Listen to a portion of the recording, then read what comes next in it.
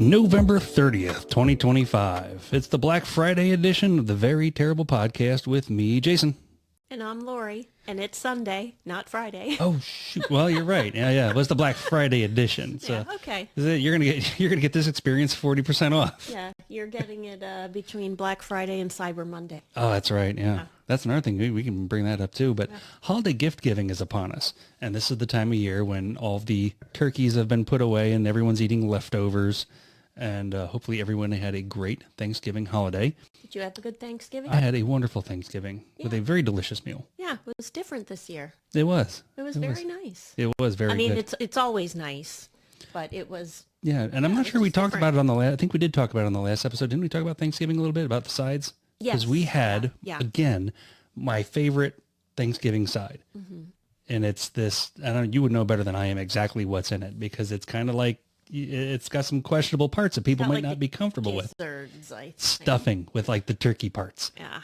Oh, I guess from what I understand is you buy the turkey, and there's like that package in the middle of the turkey with all the neck and the leftover parts and all the gizzards. Oh, so good. It doesn't even look like a stovetop stuffing. It's like a real dark color. And that's the first one to go for. And the flavor is so good. I think that was the only kind that was there. I think didn't it was. have any. I had your share. I can promise you that. I prefer stovetop, like that. Yeah. Well, stovetop is delicious. Regular. Yeah. And we just had stovetop, which we hadn't had that probably since last Thanksgiving or any version of stuffing, but when we had chicken. You don't think about it because it's one of those items that until they put it on the end cap for the holiday, you don't think about going to get it. Well, you must have bought the chicken one because I noticed it in the cabinet and I was like, oh, let's have this. It's honest to goodness, it's $1.50 your box or something like that. It's ridiculously cheap. And the chicken was good too that night, but not on Thanksgiving.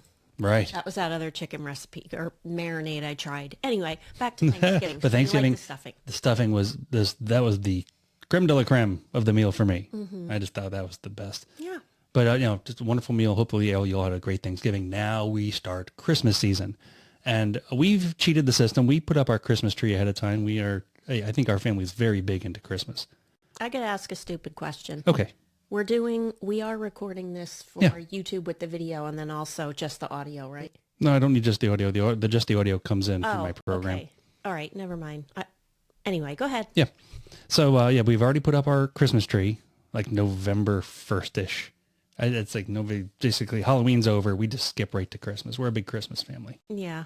And we put out decorations, but we're not like we put out a modest amount. Yeah. Nothing crazy. Both in good taste and held back by attic space.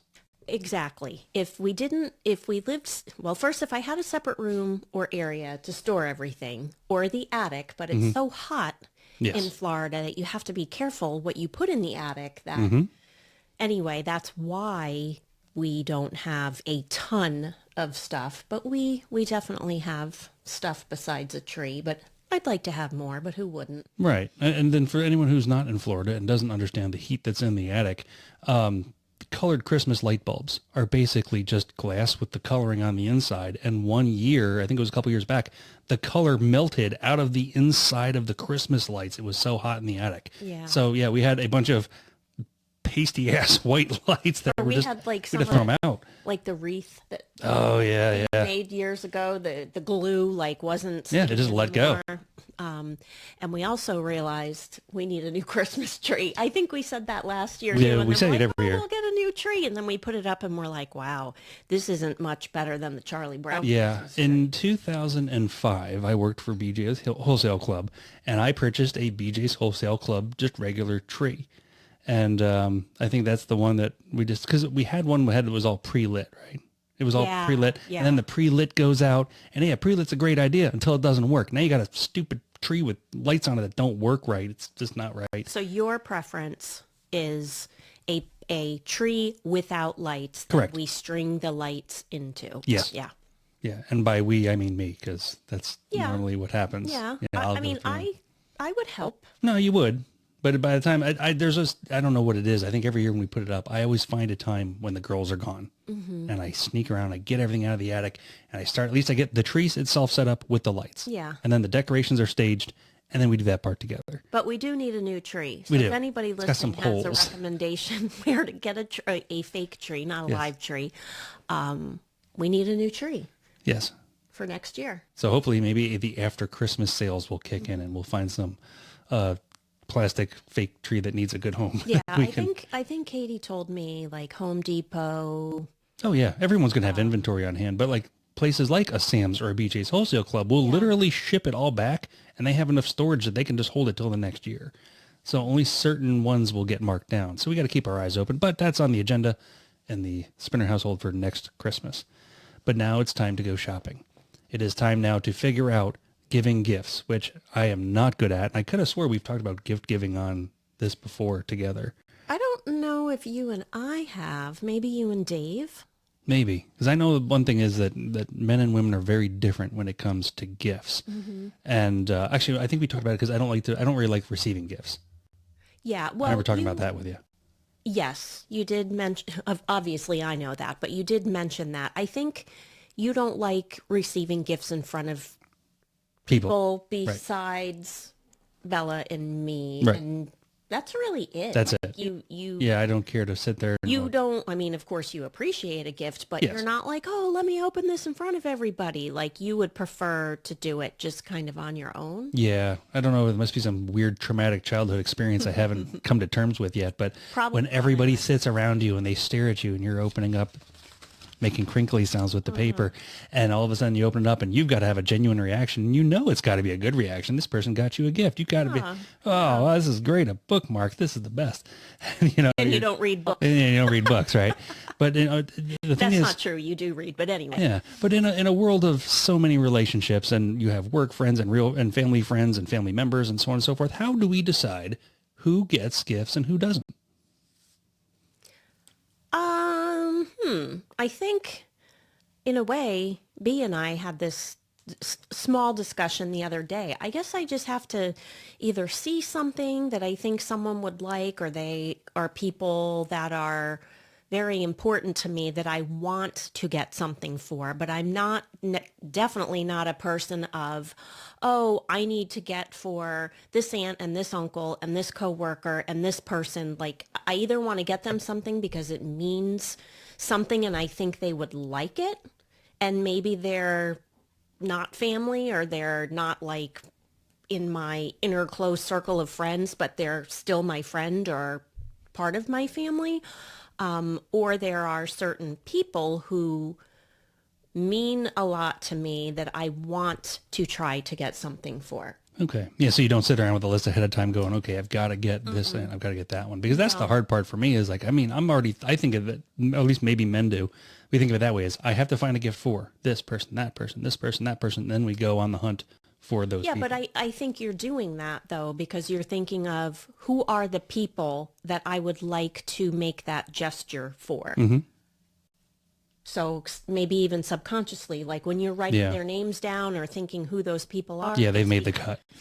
Well, I wouldn't say they made the cut, but I mean, everyone has a budget. And If you don't get a only gift so from me much this year, just time. realize you didn't make the cut.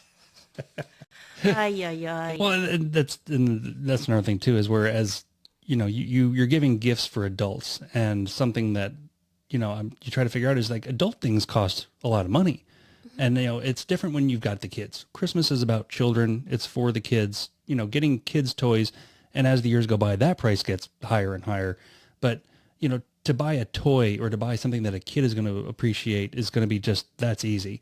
But you get into adults, and like we have some very fortunate friends that when they want something, they just go buy it.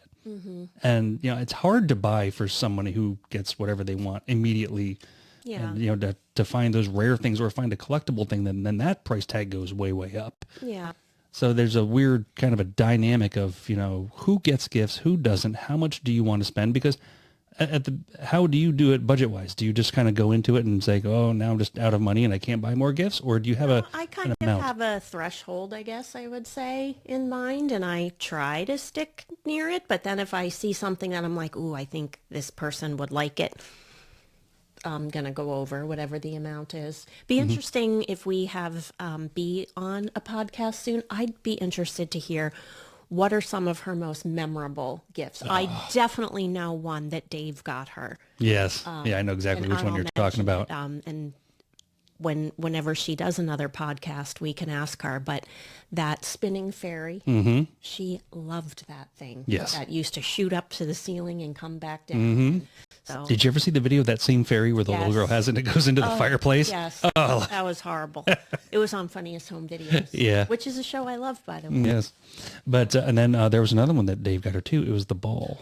Yes. The ball thing that he would throw it and it would come back. Or I think she still has that because she was talking about that. Bella was talking about that with her boyfriend when we were out shopping and it came up. I don't know if they saw it or whatever, but she said, I have that or one of those at home. So I want to look for that when we're done here. Yeah. No, and then that's the thing. And that's one of the ones where, once again, people go out of their way and they're so kind to get Bella something, and they've hit some really big home runs, and she's always really, I offered to have her come on the show today. She declined the offer. Yeah. Well, and I will say she enjoys she appreciates anything she gets, but she enjoys her gifts from Aunt Katie, Uncle Jason, and Emily too. Yeah. Yeah, because Katie puts, and Emily too. They now put that thought Emily's into it. older, Oh my they goodness, put thought into it of, I think she would like this or that. And I think, especially as she gets older, I just hit the microphone. She recognizes that. Like, this person knows me or thinks. Yeah, I was so grateful and thankful for the gifts that she picked out for me, because one, she hit an absolute home run with me last year. And just like, I'm like, oh my goodness, this little girl that grew up is now an adult and buying gifts. And it kind of reminds you where you are in the timeline of everything that happens. Yeah. And she went, well, you know this, the listeners don't, but she had her first Black Friday experience. Oh, I mean, it wasn't like we used to do. Well, that was the thing. I never got into it. I only went once. Now, how old were you when you went? Oof. It was probably in my 30s. Now, for anybody who's younger, who doesn't understand what the Black Friday experience is. I don't even know when it started. Like, I don't know if my parents used to do that. I can confidently tell you that my parents did not go out and do any holiday shopping before absolutely necessary. So my younger sister would enjoy the Black Friday experience of going out very early, standing in line, jockeying for position for a limited amount of items, and fist fighting your way through stores, just push, shove, the worst qualities of humanity. And she was very good at like wrestling and fighting her way, and then having the stories thereafter to say how she got the gifts. One of the ones when you and I were growing up, which was a big one, was the Cabbage Patch Kids. Yes. Given out in a limited quantity at holiday times to initiate this Black Friday activity of chaos that would ensue. People pushing and shoving, and you can go see the videos, I'm sure, on YouTube, but just the pushing and the shoving and just the lack of respect for personal space and people fighting over dolls and just destruction. And this was their activity. They thought it was great. Yeah. We don't live in that era anymore. No, we can get it all. You have a phone or a cell phone or a computer or a tablet. You just click and it's delivered. It ships to wherever. And then there's no limited quantities anymore. Yeah. Which is great I'm sure as a parent, because it's no fun saying, oh, my kid wants this. Am I going to be able to get it? Usually you can get it now, whereas back then you couldn't. And I think that's why people stood in line and argued and did nice things. That was part of their Black Friday experience. And now Black Friday started on like Thanksgiving, and now it's still Black Friday until Cyber Monday, and then Cyber Monday rolls in. And then there's a guy, I saw a video, it was hilarious, running around Target looking at the sale prices, and they were putting these little white tags over like these things, and he peels back the white tags to reveal the price that it was before the Black Friday. So hypothetically, he shows Christmas trees for $129 a piece. And then the tag on the shelf says $149, marked down to $129. And then the guy goes up and goes, the regular price is $129. Yeah, that reminds me of, I'll just call them out, Publix. They do that. When they have their like buy one, get one free, the price goes up on it's still a good deal. But if something is $4.99, they'll mark it up to $5.59 for the buy one, get one free to get the extra 50 cents. So yes, it's buy one, get one free, but they also marked up the regular price. Yeah. And I don't consumers, like that. Well, I don't like that, but I know why they do it. But technically then. Well, it's the same thing with other grocery items, right? You go to anything and it says 2 for $3, two for $3. Well, you instinctively want to go and buy two, but that's not, it's actually $1.50 a piece. They just put 2 for $3 on there to try to get you to buy. It depends on the store. Well, actually, from my experience back with crappy old ass Winn-Dixie. Target does not honor that. It's not.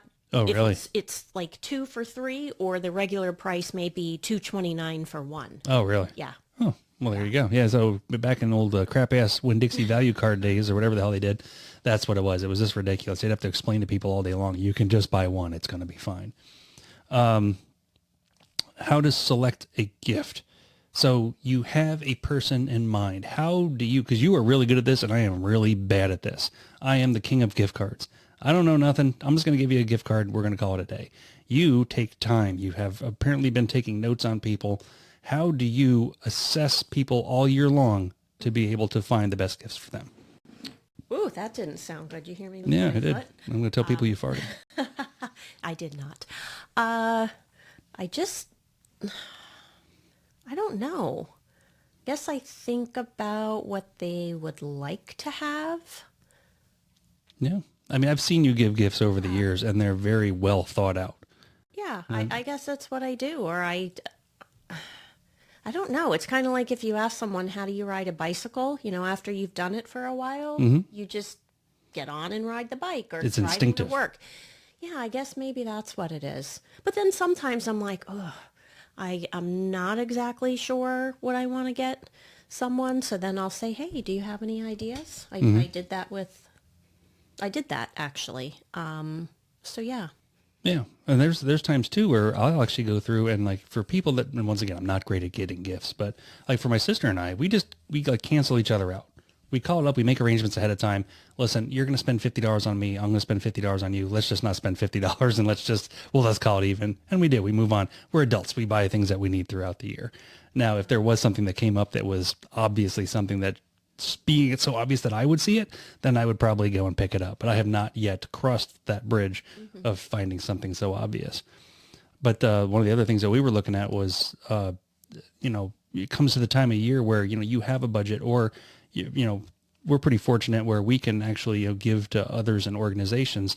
And it's like, it's time for charity, right? So whether it be philanthropy work or charity that's given away, how would you decide on what charities to give and how much to give to charity? That's a good question. I sometimes just feel like I just get a nudge, like a couple times where we've helped out like families. Oh, that's right. Yeah. You used to do that long before you even met me.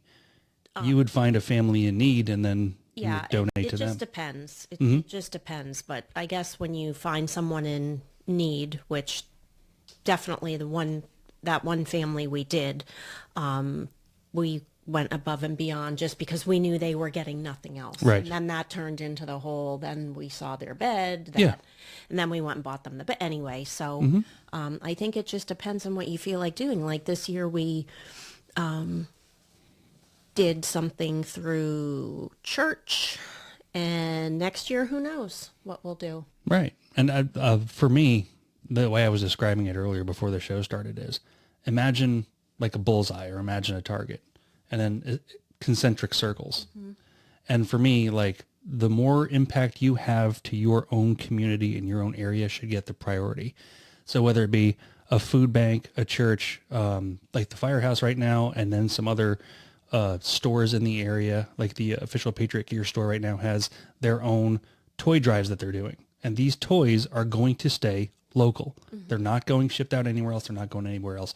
But, it's real families in your community that actually need help. And to me, like they should get the first priority because if everybody just takes care of their own backyard, nobody has to really worry about too much of anything else. And then you can start working outwards from there. Like putting a priority on small business is always huge. And like I did a video last week of one of our friends that started her own travel company. And like every time you can find a small business, there's a real person that's behind it. It's not Walmart or Target that's not going to go out of business if you don't show up. It's like Bob and Sue and Nancy and all these people that really have names and kids and families that they're going to go out of business if you don't show up. So like I'm a big proponent on small business. And then after that, you make your circle a little bit bigger. You can do like a Toys for Tots where they try to keep everything in the community, but spillover then goes out to the area. The Ronald McDonald House. They actually house the families that need, their kids need medical care right next to the hospital. So like that's very local. And then afterwards, then if you've satisfied all those needs or you didn't find anything that was for you in that, you can then go out to like, they've got Feeding America, the Salvation Army, Operation Homefront, or the American Red Cross. It's dangerous. It's kind of a dangerous thing though, because there are a lot of charities that aren't charities, and you've got to do your homework. Do your homework. Make sure you understand that your dollar, when it gets donated, goes to where it's supposed to go. Everybody's and the whole dollar, not 60 cents goes to administration and 40 cents goes to the person. Yeah, or the people who need it. There's an abundance of that. They're all kind of cloaked in their own thing, so that's never fun. But the only other one that I mostly look at too is the Calta Family Foundation that Mike Calta runs. He gets donations throughout the year, and then at the end of the year, they have the Trans-Siberian Orchestra that comes to Tampa. And they usually donate between $15,000 and $20,000, and that stays in his community. It's just, those are local dollars for the Tampa kids that need help to get to where they need to go. Nice. Yeah, but I think that's like our holiday wrap up. As far as it's time to go shopping, be cognizant, keep the American economy moving. It needs your help, and just getting ready for hopefully thoughtful gifts given and received. So what'd you get me? I can't tell you. It's secret. I am the gift. You. I am the gift that gives all year long. All year long. That you are. Yeah. I'm in a charity calendar. Get you that's right. Get you a charity calendar. Yeah. No, I have one. Yeah. you provided it for me. Yes. Yeah, it's nice. No. We did a firefighter calendar where I was wearing clothes. I was not naked and covered in oil. Much to the chagrin. You can have the private showing. Yeah, there you go. There you go. Merry Christmas. Merry Christmas. All right. Well, have you got anything else for anybody? How long is this? Oh my goodness! If I can't read that, it's probably been about half an hour. Wow. Oh, actually, you know what? Hang on. We started at 20 after. It's 40 after. We at 10. We're at 20 minutes.